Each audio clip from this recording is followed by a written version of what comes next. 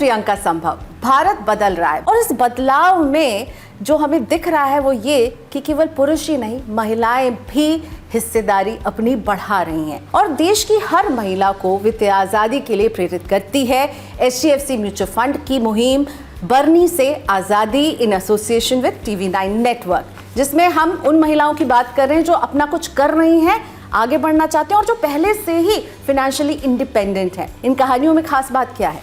खास बात यह है कि इन्होंने वर्षों पुरानी सोच की बरनियों को तोड़ा है और अपने से फाइनेंशियल इंडिपेंडेंस की तरफ कदम बढ़ा रही हैं। तो इस खास बातचीत में मेरे साथ जुड़ी हैं कुछ ऐसी खास महिलाएं और एक बेहद खास मेहमान, नवनीत मनोज जी, MD और CEO HDFC asset management company. Navneet sir, thank you so much, आपने वक्त निकाला इस खास कैंपेन के लिए, इस पर बात करने के लिए।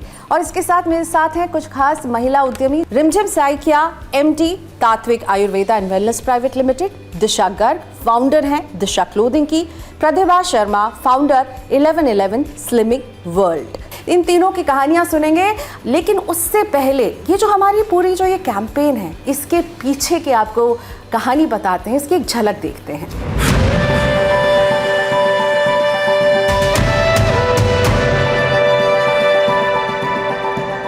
आजादी के 79 साल, भारत बना तरक्की की मिसाल। तरक्की, आत्मविश्वास और आत्मनिर्भरता लाई। आर्थिक महाशक्ति भारत के लोगों की बढ़ी कमाई। 79 साल में दुनिया काफी बदल जाती है। पहले सिर्फ पुरुष कमाते थे, आज महिला भी कमाती है। कमाई और बचत के नए रास्ते खुले हैं। बचत बढ़ी तो पैसे बचाने के तरीके भी बदले हैं। बदलाव औरतों की जिंदगी में भी हुआ है। वक्त ने घर की दहलीज लांघने की अड़चन को दूर किया है। महिलाओं ने परिवार, इकोनॉमी और देश भी संभाला है। सदियों तक एक बरनी में पैसा बचाकर परिवार को मुश्किलों से निकाला है। क्या यह सब काफी था? नहीं, कतई नहीं। इसलिए औरतों ने एक लंबे संघर्ष के बाद बरनी से आजादी हासिल की। औरतों की फाइनेंशियल आजादी पर HDFC म्यूचुअल फंड की खास मुहिम बरनी से आजादी in partnership with TV9 network. अपनी बातचीत को शुरू करते हैं। Navneet sir, welcome once again. सबसे पहले आप राजस्थान के एक छोटे से गांव से मुंबई पहुंचे, तो वो छोटे से बयावर से मुंबई जब आप पहुंचे तो आपने क्या देखा कि महिलाएं आपके घर में किस तरह से पैसे बचाती थी और मुंबई में उनका पैसों से क्या रिश्ता था? सबसे पहले तो पुनः प्रियंका जी, आपका और TV9 नेटवर्क का बहुत बहुत आभार इस मुहिम में हमारे साथ जुड़ने के लिए, और जो आप इतने अच्छे महिला उद्यमी हमारे साथ जोड़ रहे हैं उनका भी बहुत बहुत आभार। आपने सही कहा कि मैं जब राजस्थान से आया और मुंबई में जब मैंने कई ऐसे प्रोफेशंस देखी, महिलाएं जो उद्यमी हैं उनको देखा, तो मुझे बहुत फ़र्क लगा। वहाँ से आज जहाँ भारत आ गया है, जहाँ आप कहीं भी भारत में जाते हैं, छोटी सी जगह पे भी जाते हैं, मैं भी जब मेरी जगह पर वापस जाता हूँ तो आपको दिखता है कि महिलाओं की आंखों में जब आपको एक आशा दिखती है, आकांक्षा दिखती है, कुछ करने की एक उनके अंदर एक महत्वाकांक्षा दिखती है, तो आपको बहुत परिवर्तन लगता है।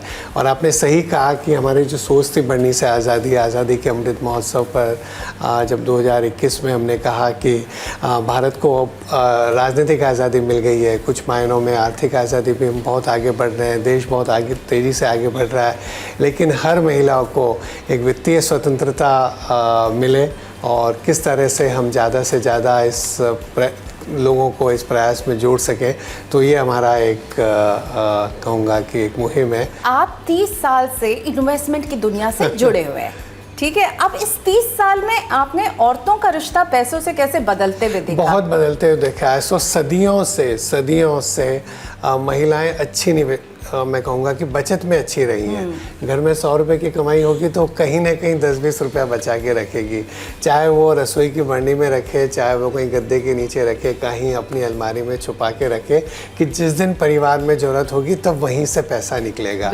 और सबको एक आशा रहती है कि कहीं ना कहीं तो मम्मी के पास छुपा हुआ है, कहीं ना कहीं दादी या नानी के पास पैसा छुपा हुआ है। लेकिन वो वहाँ से आगे की जो यात्रा है कि उससे पैसे को निवेश करके बढ़ाया भी जा सकता है, ये पिछले कुछ वर्षों में हमने देखा है, और हमारी इंडस्ट्री के प्रयास रहे हैं, आप जैसे लोगों के प्रयास रहे हैं कि अब हम देख रहे हैं, हमने एक स्टडी भी पब्लिश करी थी एमपी में विमेन इन्वेस्टर्स के बारे में, तो हम देख रहे हैं कि अब ज़्यादा महिलाएं और निवेश से जुड़ रही हैं, वो लंबे समय के लिए पैसा रखती हैं, वो ज़्यादा अमाउंट की एसआईपी करती हैं। रिमझिम साइकिया जी मेरे साथ हैं। रिमझिम, अपने सफ़र के बारे में बताइए ज़रा। आप एकदम बहुत अच्छी सी नौकरी कर रही थी, अच्छी सी तनख्वाह आ रही थी, पर अंदर कुछ चल रहा था कि ये नौकरी से बात नहीं बनेगी, तो क्या आपने क्या सोचा, अंदर क्या चल रहा था, और अब आप एक सक्सेसफुल एंटरप्रेन्योर हैं, ऑर्गेनिक प्रोडक्ट्स बना रही हैं। कंफर्टेबल जॉब कर रही थी मैं, लेकिन उसके बाद मैं चाहती थी कि अपना एक पहचान जो है इसको और मजबूत बनाऊं और समाज के लिए कुछ अच्छा करूं, एक इम्पैक्टफुल कुछ मैं चेंज लाऊं सोसाइटी में। और तभी मैंने स्टार्ट किया अपने आयुर्वेदिक प्रोडक्ट्स बनाने की जो हमारा इनिशिएटिव था, और मेरा जो ब्रांड है इसका नाम है तात्विक आयुर्वेदा, जिसमें हम 22 प्रोडक्ट्स बनाते हैं और 90% महिलाएं हमारे फैक्ट्री में काम करते हैं, जो हमारे वर्कफोर्स हैं। ओके, सो खुद भी आप नौकरी से निकली, आप नौकरी देने वाली बनी और महिलाओं को अपने साथ जोड़ा। क्या बात है रिमझिम। दिशा, नृत्य से ग्रेजुएशन करने के बाद घर में रोटी बनाई, बड़ों की देखभाल की, बच्चों को संभाला, पर अंदर था कि भाई कुछ करना है। 10 साल बहुत लंबा टाइम होता है जब आप अपने काम से छोड़ चुके हो। आपने पढ़ाई करी, शादी कर ली, बच्चे हो गए, आप अपना आत्मविश्वास खो देते हैं। नया शुरू करना हमेशा मुश्किल होता है, और बिल्कुल ज़ीरो से तो करना बहुत ही मुश्किल होता है। पर मुझे यही लगता है कि अगर आप चाहते हो, कहते हैं where there's a will there's a way, जहाँ पे आप करना चाहें तो आप बहुत आगे निकल सकते हैं। कितना लड़ना पड़ा दिशा? बहुत मुश्किल था। घर में सबको यही लगता था कि भाई क्या करना है, बुटीक्स तो बंद ही हो रहे हैं, you know, no encouragement from the family. But हाँ, मेरे पेरेंट्स, उनको पता था, they have seen my hard work, उन्होंने मेरी मेहनत देखी है कॉलेज में, तो उनको ज़रूर कहीं ना कहीं होता था कि भाई कुछ कर लेती तो अच्छा होता। और वो line, those lines stayed with you, कुछ कर लेती तो कुछ करना था। कुछ अब करना दिशा था। क्लोथिंग खुल गया, अब एक बुटीक आप चला रही हैं साउथ दिल्ली में। बिल्कुल। क्या बात है। प्रतिभा, आप वेलनेस सेंटर चलाती हैं मुंबई में, लेकिन वेलनेस सेंटर का सपना जो अभी लग रहा है कि वाह आपने बहुत अचीव किया, जब आपने सोचा था बहुत मुश्किलों का सामना किया? मेरा जो जर्नी था वो मेरी खुद की पर्सनल जर्नी से स्टार्ट हुआ था।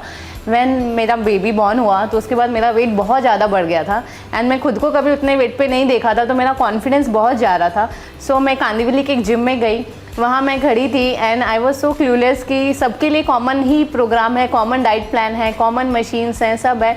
सो मेरी एक जो पोस्ट प्रेग्नेंट बॉडी होती है उसके लिए कुछ स्पेशल नहीं था। तब मैंने वहाँ से सोचा ये मेरी प्रॉब्लम को मैं अपॉर्चुनिटी में कैसे कन्वर्ट करूँ। सो मैंने अभी जो 11-11 फिटनेस सेंटर है, ये बहुत छोटे से स्टार्ट किया था हमने। सो वहाँ पे कैसे, वहाँ पे हमारा जो यूएसपी है कि if a post pregnant body, if a menopause body, if a male who is not very okay to go with any centre, so उनके लिए सबके लिए कस्टमाइज्ड प्लान है। एंड थोड़ा हम लोग कंफर्टेबल एनवायरनमेंट क्रिएट करते हैं, बिकॉज बहुत ज़्यादा लोग ओके नहीं होते इस बात को शेयर करने के लिए। सो वही प्रॉब्लम्स को मैंने अपॉर्चुनिटी में कन्वर्ट करके और अपना ये स्लिमिंग सेंटर स्टार्ट किया। जो गैप देखा उससे आपने भरने की कोशिश की, और अब आप एक स्लिमिंग सेंटर चला रही हैं। रिमझिम, आप जो महिलाओं को एम्प्लॉय करती हैं, इससे जुड़ा एक सवाल आप कह रही थी, मैं मनोज सर से पूछना चाहती हूँ। जैसे मेरी फैक्ट्री में बहुत सारे महिलाएं काम कर रही है, जो सैलरी वो घर लेके जाते हैं, उनको हम जागरूक कैसे करें ताकि वो कुछ सिर्फ सेविंग ही नहीं, कुछ इन्वेस्ट भी करें अपने बच्चों के फ्यूचर के लिए, अपने फ्यूचर के लिए, अपनी फ्रीडम के लिए, अपने एक आइडेंटिटी, एक पहचान बनाने के लिए। यही हमारी मुहिम है, बढ़नी से आज़ादी। मुझे पक्का विश्वास है कि आप उनको जितनी भी तनख्वाह दे रहे हैं, आप उनको जितना भी हर महीने दे रहे हैं, कुछ तो वो ज़रूर बचाते होंगे। कितनी भी महंगाई हो, कितना भी घर का खर्चा हो, लेकिन महिलाओं की एक आदत तो ज़रूर है कि कुछ तो वो कैसे न कैसे बचा लेगी उसमें से। अब आपको जो आगे का कदम उठाना है कि वो जो बचत कर रही है उसको वो निवेश कैसे कर दे, उस बचत को निवेश में कैसे बदलना है, ताकि वो पैसा जो अगर आज 100 रुपये बचा रही है या 1000 बचा रही है, वो 1000 ही नहीं रहे 10 साल बाद भी, 5 साल बाद भी वो बढ़े, वो भारत की प्रगति में भागीदार बने। जब आज अगर आप पूंजी बाजारों में पैसा लगाते हैं, थोड़े भी रकम से शुरुआत करते हैं, SIP कर देते हैं, 500 रुपये महीने की भी करते हैं, और जैसे जैसे उनकी आय तो बढ़ेगी, आपका व्यवसाय बढ़ेगा, आप 2 साल बाद उनको और ज़्यादा देंगे, 5 साल बाद हर महीने और ज़्यादा देंगे, तो उनकी जो एक कैपेसिटी है निवेश करने की वो बढ़ती जाएगी, विश्वास बढ़ता जाएगा। बस ये है कि पहला कदम जो लेना होता है, सबसे पहले उनको किसी एडवाइज़र से या किसी से भी एक बार आप मिलवाइए ऐसे लोगों से जो उन्हें जागरूक कर सकें, इसका असर समझा सकें कि सिर्फ बचाइए ही नहीं, बढ़ने में मत रखिए, उसको आज़ाद करके उस पैसे को कैसे बढ़ाया जा सकता है। दिशा, आप क्या नवनीत सर से कुछ जानना चाहेंगी? सेविंग जैसे आपने बोला हर लेडी करती है, पर जो मैं डिफरेंस देखती हूँ एक यंग गर्ल में और एक मिडिल एज में जो 45, 55, इसके अंदर अवेयरनेस कम है थोड़ी, तो उससे उनको कैसे आज़ाद करा जाए? ये कोई बहुत ही कॉम्प्लिकेटेड चीज़ नहीं है, बहुत कॉम्प्लेक्स चीज़ नहीं है। जितनी महिलाएं दूसरी कॉम्प्लेक्स चीज़ें करती है अपने जीवन में, चाहे वो रसोई में करे, बच्चों के साथ करे या और जीवन में करे, उससे तो ये कम कॉम्प्लिकेटेड है। ये बहुत सिंपल है, बस थोड़ा सा एक कदम आगे बढ़ाना है और किसी की भी मदद से या खुद ही स्वयं भी, आजकल तो इतने रिसोर्सेज हैं, आप कहीं पर भी पढ़ सकते हैं और बहुत इजी हो गया है इंटरनेट की वजह से और इन तरह के लोगों के माध्यम से कि वो थोड़ा सीख सकते हैं और फिर थोड़ी सी आत्मविश्वास की ज़रूरत है। नवनीत सर, क्लोजिंग रिमार्क्स आप उन तमाम महिलाओं को जो हमारी इस बातचीत को देख रही हैं। सही निवेश, संयम और समय, लंबा समय देना पड़ता है और महिलाओं में वो होता है क्योंकि दो चीज़ें बहुत ज़्यादा ज़रूरी है। सही निवेश कर दिया लेकिन अगर संयम नहीं है, क्योंकि बाज़ार में उतार चढ़ाव आते हैं, और लंबा समय नहीं दिया, तो जो विमेन में एक एबिलिटी है लंबा समय सोचने की और संयम की, तो अगर वो तीनों को साथ में रखें तो मुझे पूरा विश्वास है कि वो बहुत अच्छा करेगी। बहुत शुक्रिया Navneet sir for your kind words और हमारे लिए समय निकालने के लिए। 3 महिला उद्यमी जो हमारे साथ जुड़ी थी, तो रुकिएगा नहीं क्योंकि आपने हमें सिखाया है आज की रुकना नहीं है। बहुत बहुत शुक्रिया हमारे इस खास शो में शामिल होने के लिए। म्यूचुअल फंड निवेश बाजार के जोखिमों के अधीन है। योजना से जुड़े सभी दस्तावेजों को ध्यान से पढ़ें।